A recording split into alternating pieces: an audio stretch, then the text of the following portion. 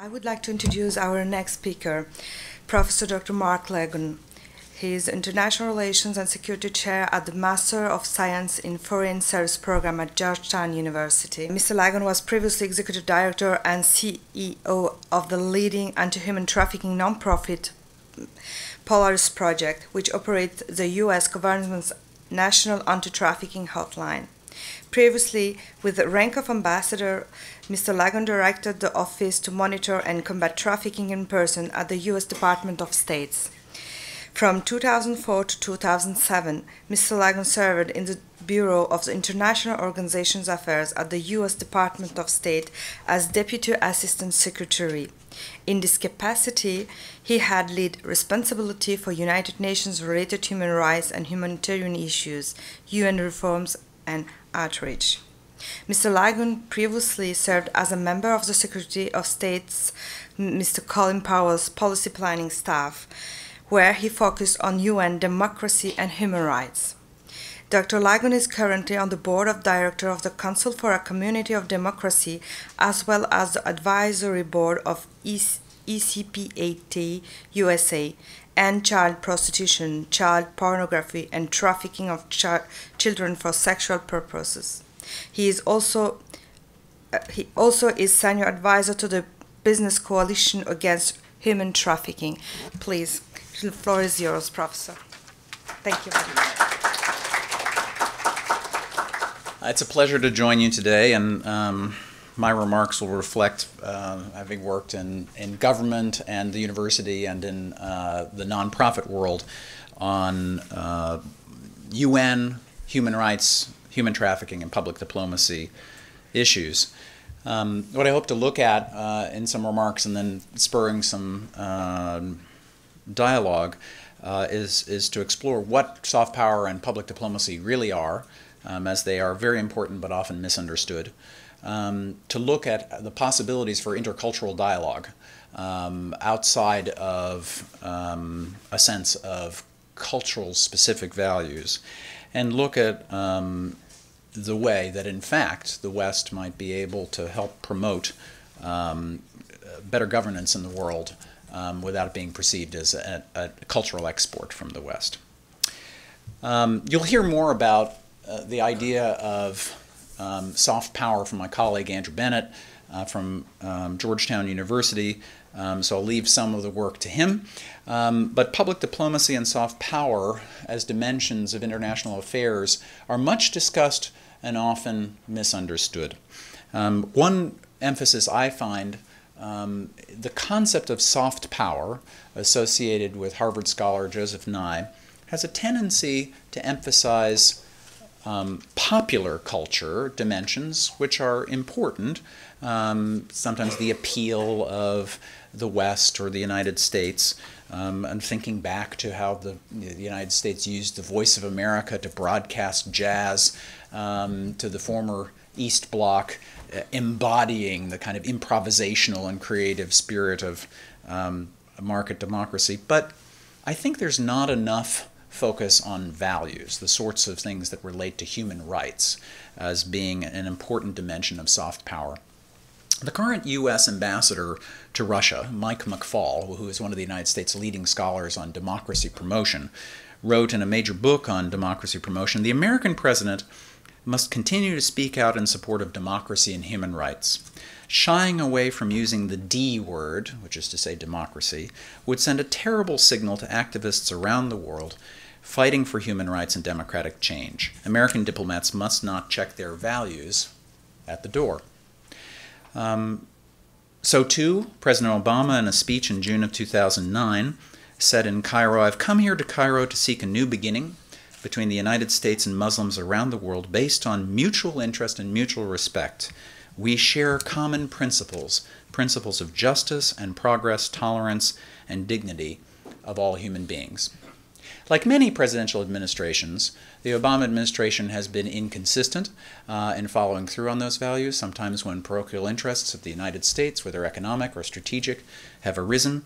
And so after those very words of McFaul, some aspects of the so-called reset policy of the United States with Russia have in fact deprioritized human rights, and President Obama's words in Cairo weren't entirely met when the Green Revolution arose in 2009 in Iran, whether to stand by those who wish to see pluralism succeed in a more democratic Iran. So deeds must match words. Another aspect of understanding soft power and public diplomacy is to realize they are not chiefly about one country in a sort of public relations campaign selling a particular policy to other countries, convincing them, the U.S. convincing some other country to like its policy towards Israel or to like its policy of putting sanctions on another country, but something broader, And in fact, not only are soft power and public diplomacy useful for doing something broader than that, but they in fact are most useful, I think, for the dissemination of values of liberal governance, tolerance, and pluralism. So not only is the stuff of soft power human rights and values, but it actually can be most useful in helping bring about positive change, as long as it isn't in a bludgeoning fashion. I draw some lessons from my experience, for better or worse, serving for 6.5 years in the Bush administration. As the introduction indicated, I was the U.S. ambassador to combat human trafficking. And I think it's little appreciated that there were some broader lessons of the approach the United States took to combat human trafficking that tell you something about public diplomacy and soft power. The United States engaged in a policy urged by its Congress of, in essence, grading all other countries with 4 different grades, how they were doing combating human trafficking. Needless to say, that was highly unpopular in some quarters. And yet, it showed the United States was very serious about an issue. It led other countries and people to say, this leading power in the world has decided it's going to devote resources and time to children, women, migrants who are being stepped on for sexual and labor exploitation. Where it was most successful was when the United States lent a helping hand in deeds to match the words, to assist countries with capacity building for combating human trafficking, and where the United States was sincere and open and transparent about its own mixed record at home. I volunteered to go speak at the UN's Committee on the Rights of the Child about how the United States doesn't do a very good job fighting child sex trafficking on its own soil. Regularly, around the country, children who are in prostitution are thrown into jail as criminals rather than as victims. It's an important part of having a dialogue about values and encouraging other countries to put in place good governance and pluralism, that there not be some sense of hypocrisy. The South Korean chair of that committee at the UN happened to be at a Georgetown forum a few years later and told me that she was very much left with the impression that this was important to the United States, that it wasn't only being didactic about human trafficking. The whole Bush administration policy in the world was very controversial, widely disliked in particular regions of the world, to some extent in Europe, to a great extent in a populist-leaning Latin America, obviously in the Middle East and South Asia in some respects. But it's interesting to look at the example of the anti-HIV/AIDS policy of the Bush administration. That the Bush administration pursued a policy, and frankly, equally unilateralist to some of its other policies, created something called the Presidential Emergency Plan for AIDS Relief, or PEPFAR. And what's intriguing is in the roughly 36 countries that were assisted in sub-Saharan Africa in getting access of generally denied populations to antiretroviral drugs, is that the goodwill that was imparted by the United States showing that it would devote itself to a humanitarian cause without any apparent security reason actually yielded some value in terms of cooperation on other things. It became the case that African countries were a little bit more cooperative in sending peacekeepers to places like the DRC or to Darfur in burden sharing because of that goodwill. So what conceptual points can we draw about soft power and public diplomacy from such cases as those? Well, legitimacy and credibility are essential in the wielding of soft power and dialogue related to cultural diplomacy. Soft power provides legitimacy and credibility. What was the difference between a coalition of the willing, so-called coalition of the willing, pursuing an intervention in Iraq in 2003, and NATO a few years earlier pursuing a bombing campaign against Serbia to try and prevent ethnic cleansing in Kosovo? They had something in common. In neither case did the UN Security Council explicitly support the operation, but some difference lay in legitimacy, lay in credibility. And so we have to look below the surface. What creates that legitimacy and credibility?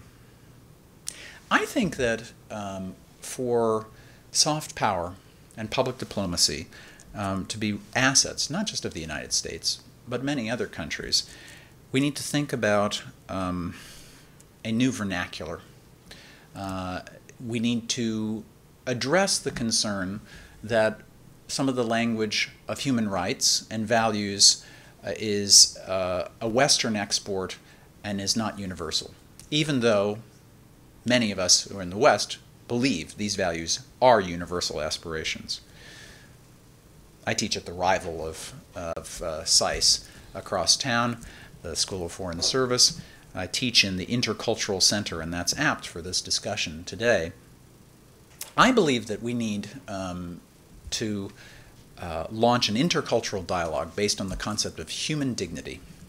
Human dignity is not a new idea to follow human rights. It's in fact something that precedes human rights.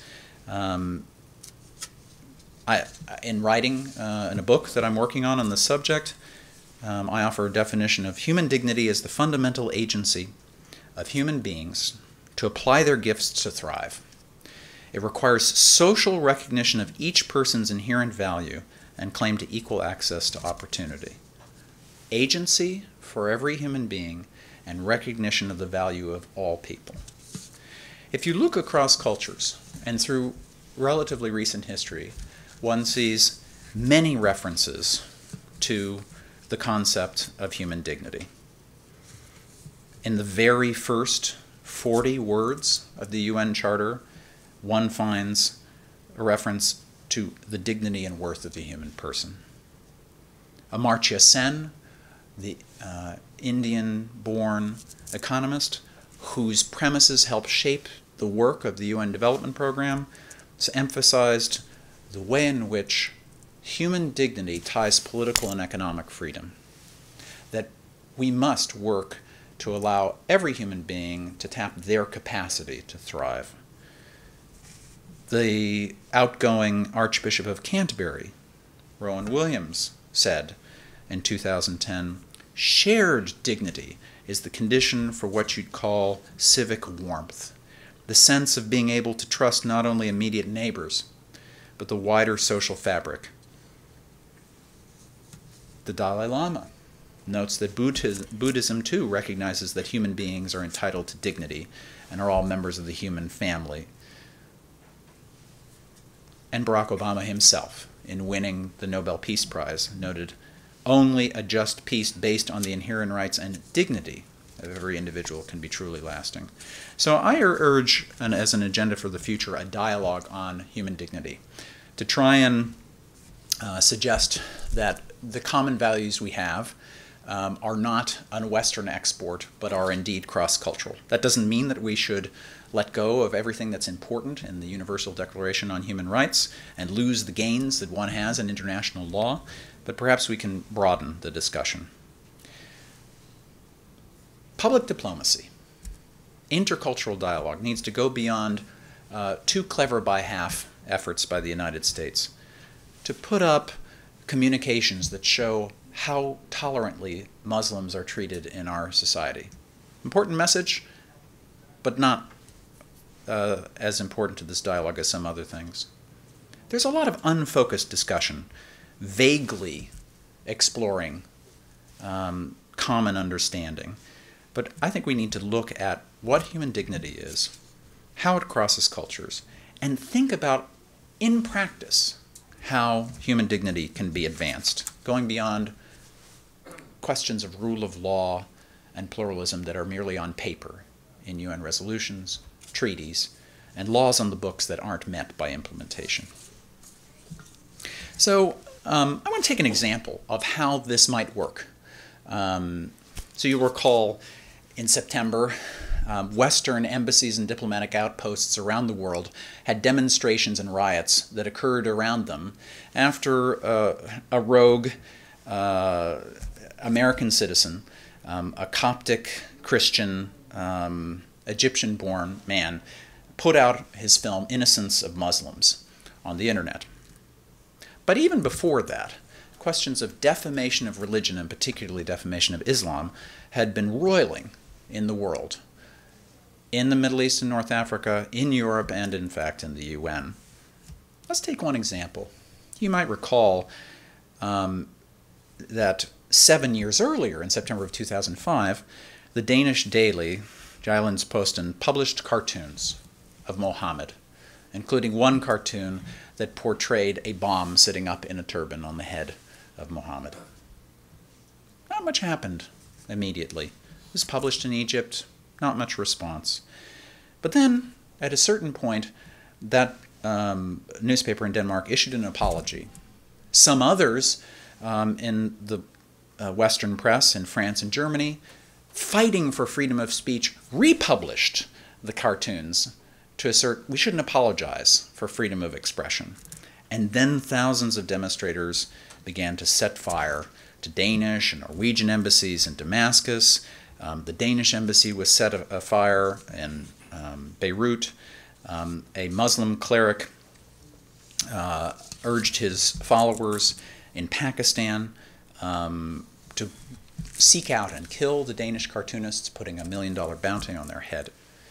In the UN system, ostensibly a place for intercultural dialogue, the UN representative of Pakistan in Geneva, where the human rights apparatus of the UN sits, Zamir Akram, put forward a letter from the Organization of the Islamic Conference, as it was called then, suggesting that the depictions of the Prophet Muhammad in cartoons amounted to psychological violence and were prosecutable under international law, adding to the fire in a sense. That was in 2006 at the then Commission on Human Rights. So how do you solve a clash between a sense of defamation of religion on the one side and an ostensibly Western concept of freedom of expression, but one that has begun to have really universal appeal? Well, one project was the so-called Alliance of Civilizations, where the Turkish and Spanish prime ministers pursued a dialogue with the Muslim world so as to differentiate Islamists from those more generally of Islamic faith. And an effort was made in the UN to try and tamp down the roiling battle that people like the Pakistani ambassador in Geneva, Akram, were fueling. It is not surprising that after 9/11, that discussion of defamation of religion would take the form of resolution after resolution in the UN, both in Geneva and New York. There was a concern about Islamophobia, a broad brush suggesting that those of Islamic faith were somehow by nature responsible for terrorism.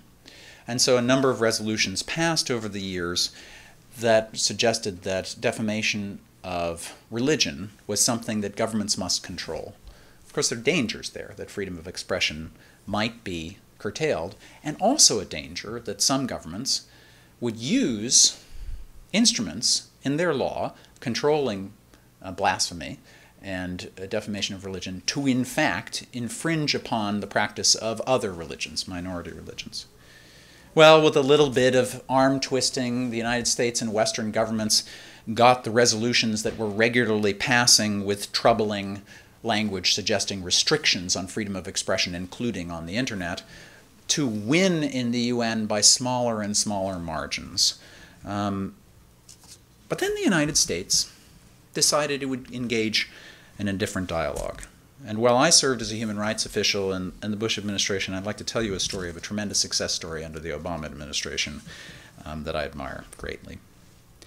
The United States decided it needed to have a new approach. It needed to figure out how it was going to get around some people like the Pakistani ambassador in Geneva and others who were using the anti-religious defamation resolution as an instrument for whipping up friction in the UN and, frankly, in the world. The United States decided that instead of talking to the ambassadors in the hubs of the UN, who had a vested interest in continuing with their language of resolutions, that in fact it would try and engage the OIC, the Organization of Islamic Countries, and suggest they were the interlocutor. Hillary Clinton articulated a framework in this area in a speech which she outlined an action plan to combat racial and religious discrimination and intolerance. Its 4 elements included enforcement of civil rights laws, prosecution of hate crimes, interfaith dialogue, and education. The Pakistani ambassador, just to use one example, rejected this framework for new resolutions in the UN. But using Rashad Hussain, the U.S. envoy to the OIC, a dialogue was begun with the Turkish Secretary General of the OIC, who interceded and suggested that the OIC's leadership would be the final word on what the position of Islamic countries or Muslim majority countries in the UN would do. And a new formulation was passed, one which accounted for the very real dangers of hate speech, but at the same time protected some of the basic precepts of freedom of expression and human rights that are not only protected in Western countries' constitutions, but in the constitutions in many developing nations, and of course in what international human rights law specialists call the instruments, the treaties of human rights. Former Secretary General of the UN, Kofi Annan, said in the discussion of freedom of speech and of defamation of religion, "I also respect the right of freedom of speech, but of course freedom of speech is never absolute. It entails responsibility and judgment. Perhaps those French and German newspapers who republished the cartoons might have shown restraint voluntarily. So too, we should wish that the Coptic Christian Egyptian American who disseminated the film might have shown more restraint. It isn't for the power of the state to limit that." What does that tell you about my contention about a dialogue on human dignity? You can achieve compromises on some of the most caustic debates, even in a fairly difficult environment, which one must admit the United Nations is. My colleague Howie Schaefer has seen just in his work at the UN just how difficult that can be. So, in summary, I think soft power, public diplomacy are about values more than about popular culture, more than selling a policy of a particular country to others as if it were a PR campaign. They're not likely to work on those fronts. And those values should be in the realm of common universal values. Dialogue about them should not be soft understanding. They should be about tangible universal values. Soft power and public diplomacy are important for the legitimacy, for collective action, to deal with problems such as human rights atrocities in the world. And we need to have an explicit dialogue, I would say, about human dignity. And here I'd leave you with an interesting duality. I think the West has a special role to play in promoting dialogue about common values, without it being a Trojan horse where the West dresses up an intentional effort to export its values just by calling it something different, human dignity. In fact, as the West, as the United States, as the North Americans, as the Europeans decline in relative hard power, they may have a multiplier effect that they can have in creating good governance, tolerance, pluralism, intercultural understanding, by engaging in this dialogue on human dignity. They could, in fact, help have some of the norms of international cooperation and good governance that they have been trying to pursue over the years persist in the context of that dialogue. I'd love it if you challenge me, if you disagree, or would like to raise some counterexamples. So I'd open the floor to questions. Thank you very much for that.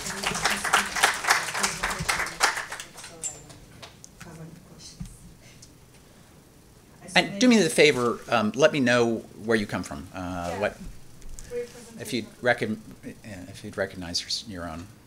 My name is Pierre Gavin, and I teach at Paris University. And I'm going to challenge you, as you mentioned. There is an elephant in the room.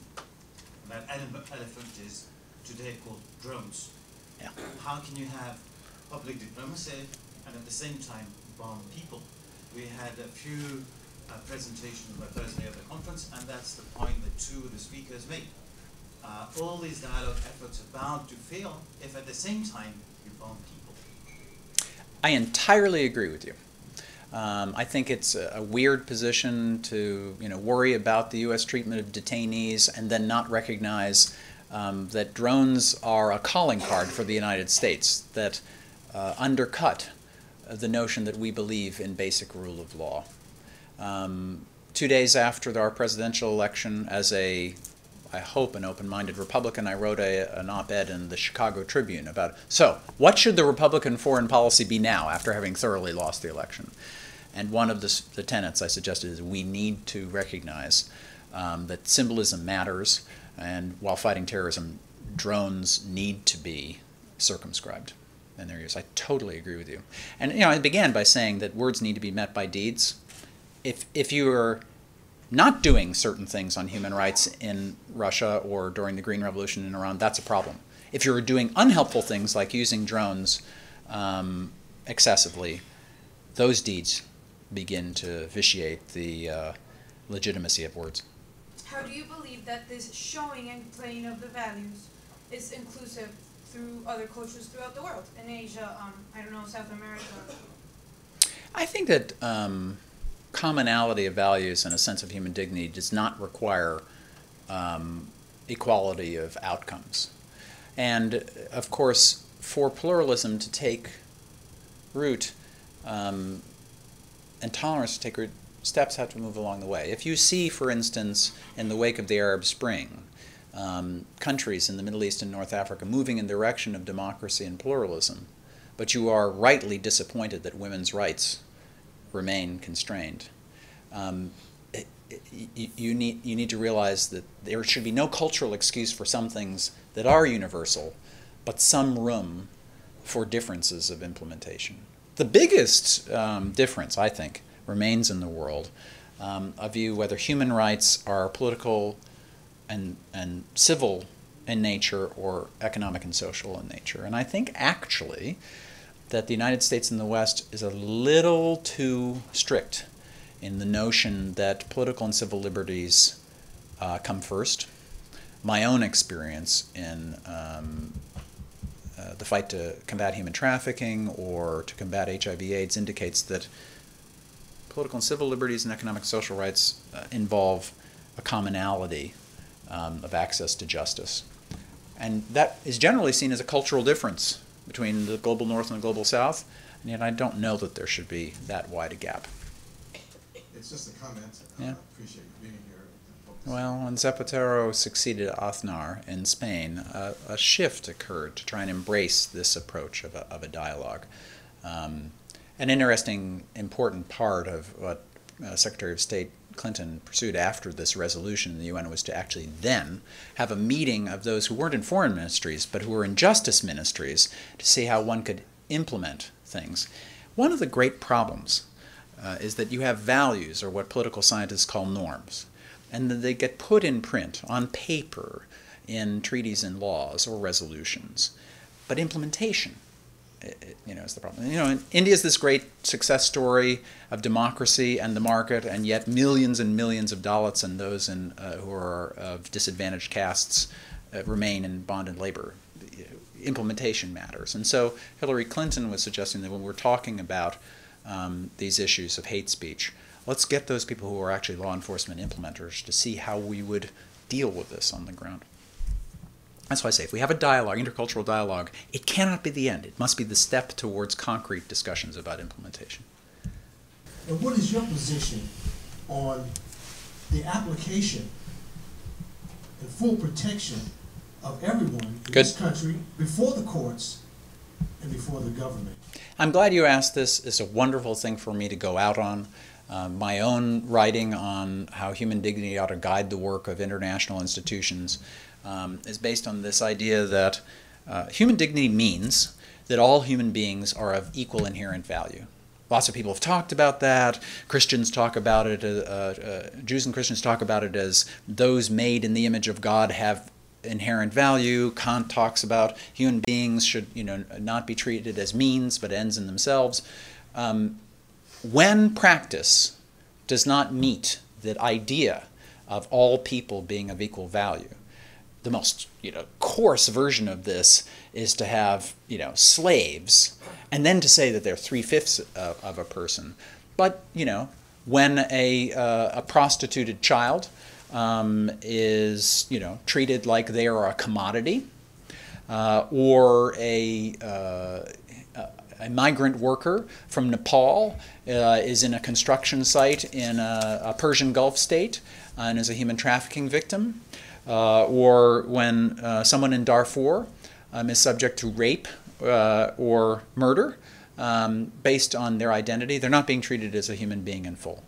And the United States needs to take care that, despite the fact that it's highly developed and a democratic country, that it doesn't have some of the same double standards at home as well. The United States cannot engage in the kind of dialogue that I'm suggesting without at least obviously making an assiduous effort to try and help those who are left at the margins, treated as less than human. I would say that includes what most people call irregular migrants and some unfortunate people call illegal immigrants in the United States.